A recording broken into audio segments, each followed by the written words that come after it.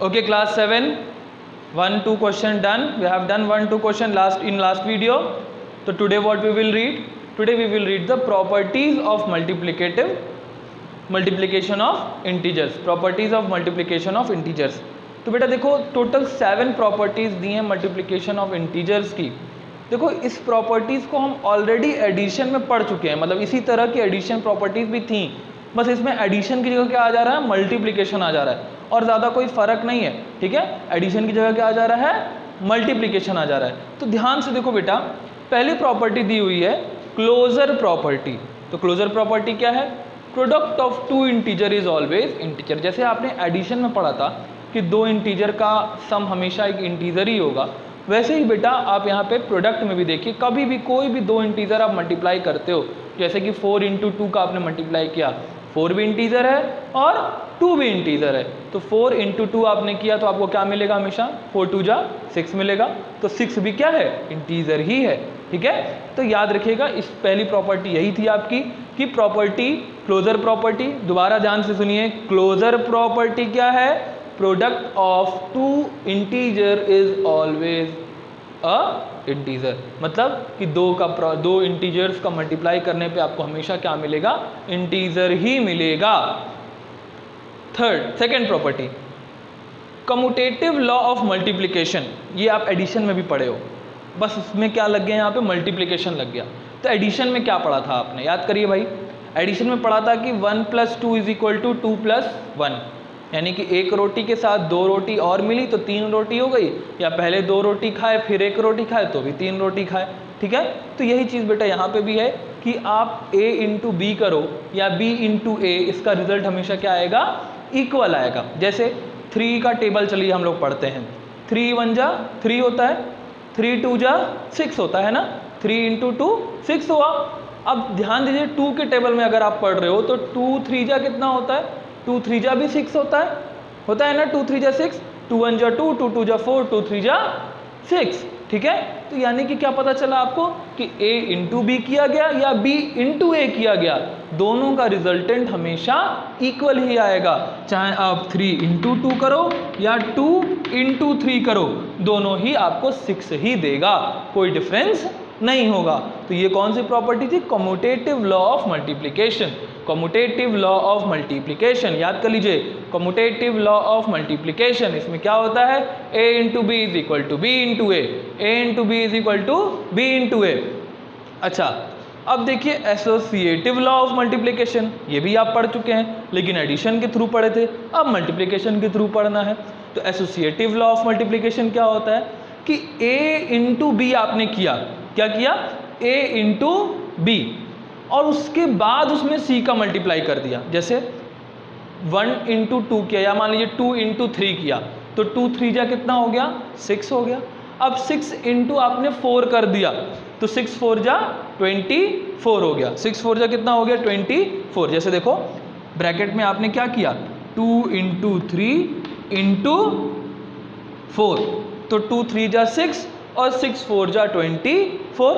अच्छा, क्यों ऐसा कर रहे हैं, क्योंकि पहले ब्रैकेट सॉल्व करते हैं उसके बाद बाहर का सॉल्व करते हैं ना बेटा, यही तो बॉड मास में पढ़े हैं। तो जब 2 × 3 = कर लेंगे तो ब्रैकेट सॉल्व हो जाएगा, और फिर बाहर 4 का मल्टीप्लाई कर देंगे तो बाहर का भी सॉल्व हो जाएगा। क्लियर। अच्छा, अब देखो बेटा इसको देखो, इधर वाले की बात देखो, a की जगह मैंने यहाँ पे 2 रखा था, तो a की जगह मैं यहाँ भी 2 ही रखूंगा, और ब्रैकेट में b × c रखूंगा, तो b और c क्या था, 3 और 4, तो आपने क्या रखा, 3 × 4 रख दिया। अब बेटा देखिए, तो पहले क्या सॉल्व करेंगे, पहले ये वाला ब्रैकेट सॉल्व करेंगे ना, तो चलिए देखिए इसको सॉल्व करिए। 3 × 4 = कितना होता है, 3 × 4 = 12, 3 × 4 = कितना होता है, 12।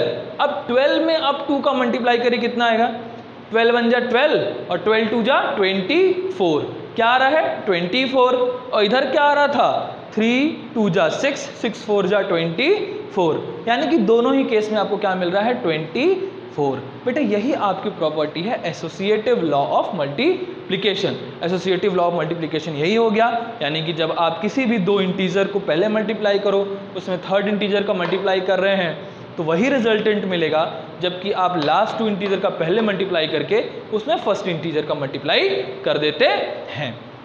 अच्छा, अब बेटा देखो ये जो प्रॉपर्टी है ना डिस्ट्रीब्यूटिव लॉ ऑफ मल्टीप्लिकेशन, ये थोड़ी सी अलग है, ये थोड़ी सी डिफरेंट है।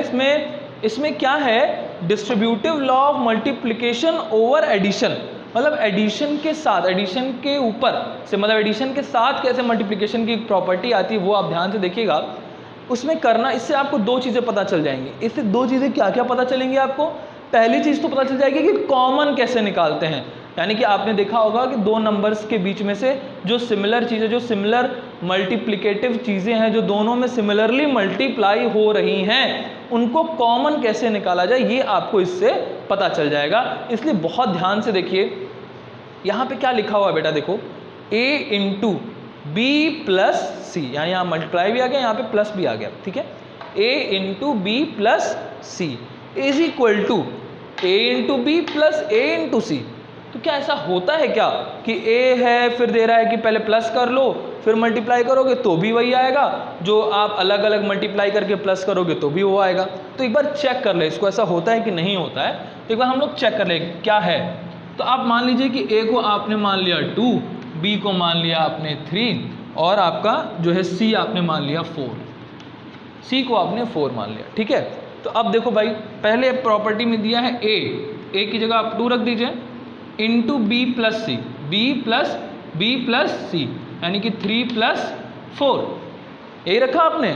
अच्छा, दूसरे साइड आप देखो क्या कह रहा है, ये इक्वल होगा किसके, a इंटू बी यानी कि 3 प्लस a इंटू सी यानी कि 4, a इंटू बी और a इंटू सी के ये इक्वल होगा, यही कहा है। सॉल्व कर लें। अब देखो 2 बाहर रखा आपने, 3 और 4 कितना होगा, 7 हो जाएगा।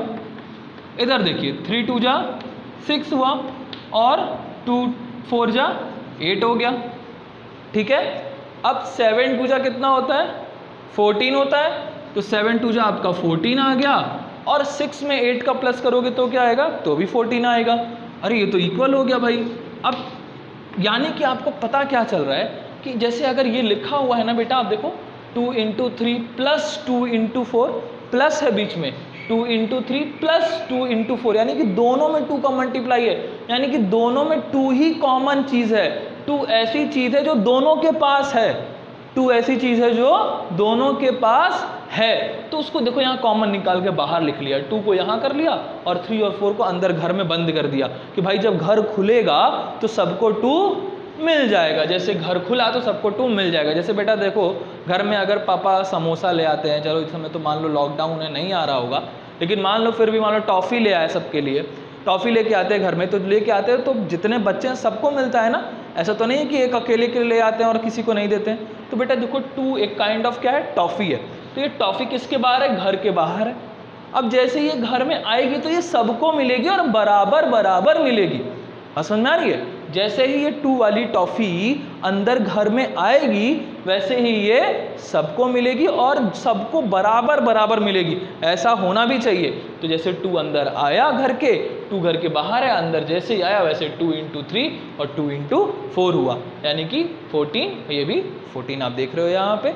यानी इससे हमें ये समझ में आ गया डिस्ट्रीब्यूटिव लॉ से, distributive law of multiplication over addition से ये समझ में आया कि अगर a कोई भी इंटीजर है उसके बाद b प्लस सी दिया हुआ है, तो इसका अगर आप ऐसे मल्टीप्लाई करो या अलग अलग ओपन करके मल्टीप्लाई करो, दोनों का आंसर सेम आता है। इस बात को हमेशा याद रखिएगा क्योंकि ये कॉमन की एक बात थी, इससे मैंने आपको बता दिया, आगे चल के आपको कई जगह कॉमन लेना होगा, तो ये बात आपको क्लियर रहे। ओके, अच्छा अब देखिए बेटा, आपको थोड़ी चीज़ें और बची हैं। फिफ्थ प्रॉपर्टी है existence of multiplicative identity. Multiplicative identity भी आप पढ़े हैं, सॉरी एडिटिव आइडेंटिटी आप पढ़े हैं, मल्टीप्लिकेटिव आइडेंटिटी आपको अभी पढ़नी है। तो मल्टीप्लिकेटिव आइडेंटिटी में कुछ नहीं है, एकदम सिंपल है, कोई भी एक्स्ट्रा नई चीज़ लिखी गई है। जैसे एडिटिव में थी वैसे ही मल्टीप्लिकेटिव में भी है कि यदि आप किसी भी, if you multiply any integer by 1 you will get the integer itself. अगर आप किसी भी इंटीजर को 1 से मल्टीप्लाई करते हो तो आपको इंटीजर खुद ही मिल जाएगा। बात समझ में आ रही है? जैसे कि आप 3 1 जा क्या होता है, 3 होता है, 4 1 जा क्या होता है, 4 होता है, 9 1 जा भी क्या होगा, 9 ही होगा, 13 1 जा क्या होगा, 13 ही होगा। यानी कि किसी को भी आप 1 से अगर मल्टीप्लाई करते हो तो आपको वही इंटीजर आपके रिजल्ट में आना है। बात समझ में आ रही है? वही इंटीजर आपके रिजल्ट में आना है। यही प्रॉपर्टी है आपकी identity of existence of multiplicative identity. अच्छा, अब देखो existence of multiplicative inverse. Multiplicative inverse, additive inverse में तो आप क्या करते थे, प्लस का सीधे आप माइनस कर देते थे, साइन अपोजिट कर देते थे ना। एडिटिव इनवर्स में माइनस का प्लस, प्लस का माइनस। लेकिन मल्टीप्लिकेटिव इनवर्स में क्या करोगे, इसमें साइन नहीं चेंज होती है, चेंज तो होती है लेकिन कैसे चेंज होती है, इसमें ना प्लेस चेंज हो जाता है। मतलब न्यूमरेटर से डिनोमिनेटर हो जाता है या डिनोमिनेटर से न्यूमरेटर हो जाता है। और एक बात इसमें समझो, एग्जिस्टेंस ऑफ मल्टीप्लिकेटिव इनवर्स का मतलब क्या होता क्या है। एग्जिस्टेंस ऑफ मल्टीप्लिकेटिव इनवर्स का मतलब ये होता है बेटा कि अगर किसी भी नंबर को उसके इनवर्स से आप मल्टीप्लाई करते हो, इनवर्स मतलब उसके अपोजिट से, यानी मल्टीप्लिकेटिव इनवर्स है तो अगर न्यूमरेटर में वो नंबर है तो उसको डिनोमिनेटर में ले आके, या अगर डिनोमिनेटर में वो नंबर है तो उसको न्यूमरेटर में ले आके अगर उसको आप मल्टीप्लाई करते हो तो आपको क्या मिलता है, 1। क्या मिलता है आपको, 1 मिलता है। इसी को हम लोग कहते हैं एग्जिस्टेंस ऑफ मल्टीप्लिकेटिव इनवर्स। पहले तो जानिए कि मल्टीप्लिकेटिव इनवर्स कैसे निकालेंगे। अगर मैंने पूछा कि 2 का मल्टीप्लिकेटिव इनवर्स क्या है, 2 का मतलब क्या हुआ, 2/1 हो गया। इसका मतलब यही हो गया ना, इसका मतलब कुछ नहीं है तो अपॉन 1 मान लेंगे। अब इसका मल्टीप्लिकेटिव इनवर्स, यानी कि इनवर्स मतलब मैंने क्या बताया कि न्यूमरेटर होगा तो वो डिनोमिनेटर बन जाएगा और जो डिनोमिनेटर होगा वो न्यूमरेटर बन जाएगा। तो इसका इनवर्स क्या हो जाएगा, उल्टा बताओ क्या होगा बेटा। क्या 2 को डिनोमिनेटर बनाएंगे ना और 1 को न्यूमरेटर बनाएंगे, तो मल्टीप्लाई करना ही है तो मल्टीप्लाई तो लगाएंगे ही। तो 2 को हमने क्या बना दिया, न्यूमरेटर, और 1 को क्या बना दिया, डिनोमिनेटर।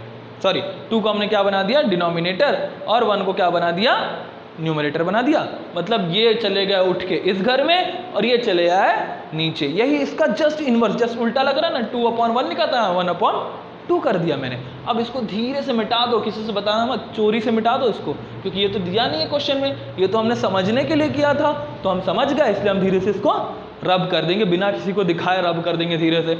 अब देखो ऊपर 2 है, नीचे 2 है ना दोनों, तो दोनों डिवाइड हो जाएगा ना, ऊपर से नीचे कट जाता है, ऊपर से नीचे डिवाइड हो जाता है। तो ये 2 और एक नीचे वाला 2 दोनों आपस में एक दूसरे को काट देंगे, ठीक है। दोनों दुश्मन हो गए, ऊपर नीचे हो गए मतलब एक दूसरे के दुश्मन हो गए, तो दोनों दुश्मन एक दूसरे को तलवार से काट दिए, दोनों खत्म हो गए। बचा कौन, 1, ठीक है, क्योंकि यहाँ का 1 तो मैंने मिटा ही दिया था ऑलरेडी, तो ये तो है ही नहीं, तो इसका तो कोई दुश्मन था ही नहीं, तो इसका क्या बच गया आंसर आपका 1। बात समझ में आई। तो अगर क्वेश्चन आपको पूछेगा कि 2 का या 5 का बताइए मल्टीप्लिकेटिव इनवर्स, तो आप क्या कर दोगे, धीरे से सोचोगे मन में कि (1 होता है तो इसका क्या होगा, जस्ट अपोजिट इसका 1/5 होगा, तो बता दोगे कि हाँ सर 5 का मल्टीप्लिकेटिव इनवर्स 1/5 होता है, ठीक है। अगर पूछता है कि 1/5 का मल्टीप्लिकेटिव इनवर्स क्या होता है, तो 1/5 का क्या है, तो इसको ऊपर लाना है, इसको नीचे ले जाना है, तो उसको ऊपर ले आओ, ऊपर ले आए तो तुम 5 ले आए ऊपर, और 1 को नीचे किए तो यहाँ 1 को नीचे कर दिए, तो 1/5 का मल्टीप्लिकेटिव इनवर्स क्या हो गया, 5/1, यानी कि केवल 5 हो गया। तो जब केवल 5 हो गया तो 5/1 की तो बहुत वैल्यू होती नहीं ना नीचे अपॉन में, तो जब ये केवल 5 हो गया तो आपको पता चल गया कि 1/5 का मल्टीप्लिकेटिव इनवर्स केवल 5 हो जाता है। क्लियर। तो ये कॉन्सेप्ट था मल्टीप्लिकेटिव इनवर्स का। ओके, अब देखिए बेटा, लास्ट जो प्रॉपर्टी आपको बची है जो कि एकदम बच्चों वाली प्रॉपर्टी है, property of zero. Property of zero यानी कि कितना भी बड़ा नंबर हो, कितना भी बड़ा, बहुत बड़ा नंबर भी होगा अगर, ठीक है, और उसको आप ज़ीरो से मल्टीप्लाई कर दोगे, चाहे कितना भी बड़ा नंबर हो, अगर आप उसको ज़ीरो से मल्टीप्लाई कर दोगे तो वो नंबर क्या हो जाएगा, ज़ीरो हो जाएगा, क्योंकि ज़ीरो के अंदर सब चला जाता है। अर्थ भी तो ज़ीरो की तरह ही है, ठीक है, तो ज़ीरो के अंदर सब चला जाता है। यानी कि अगर बहुत बड़ा भी नंबर है 1 4 5 7 6 और आप इसको ज़ीरो से मल्टीप्लाई कर दे रहे हो तो ये नंबर क्या दे देगा, ज़ीरो इसका आंसर आएगा। ठीक है, बात समझ में आ गई। तो ये 5 प्रॉपर्टी थी जो कि हमने क्लियर की। ओके, अब इन प्रॉपर्टीज़ के बेसिस पे आपको क्वेश्चंस भी दिए होंगे, तो आप देखो बेटा, इस प्रॉपर्टी के बेसिस पे जो आपको क्वेश्चंस दिए हुए हैं वो आपकी बुक में क्वेश्चन नंबर आपका 9, क्वेश्चन नंबर 9 जो है वो आपका ट्रू फॉल्स वाला, वो आपको इस प्रॉपर्टी को ईजिली समझाएगा ठीक है। क्वेश्चन नंबर 9 आप इस बेसिस पे करोगे, तो आप राइट कर लो होमवर्क कि क्वेश्चन नंबर 9 भी है, ठीक है।